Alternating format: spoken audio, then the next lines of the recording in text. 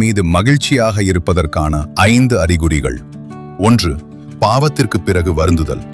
தெரிந்தோ தெரியாமலோ ஒரு பாவம் செய்த பிறகு உங்கள் மனம் அமைதி இழந்து அதற்காக கண்ணீர் விட்டு வருந்தி இறைவனிடம் மன்னிப்பு கேட்கிறீர்கள் என்றால் அது அல்லாஹ் உங்கள் மீது அன்பாக இருப்பதற்கான அறிகுறியாகும். உங்கள் உள்ளத்தில் இன்னும் ஈமான் உயிருடன் இருப்பதை இது காட்டுகிறது. 2. சோதனைகளிலும் தொழுகையை விடாதிருத்தல்.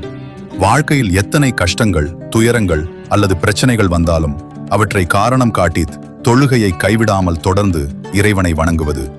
சோதனையான நேரத்திலும் நீங்கள் அல்லாஹ்வையே நாடுகிறீர்கள் என்றால் அவன் உங்களை அவன் பக்கம் நெருக்கமாக்குகிறான்.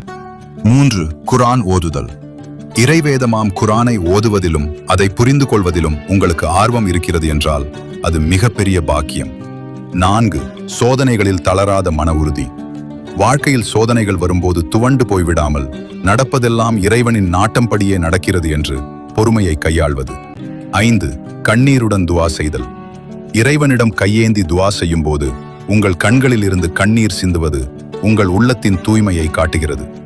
இறைவன் இத்தகைய உருக்கமான துவாக்களை மிகவும் விரும்புகிறான்.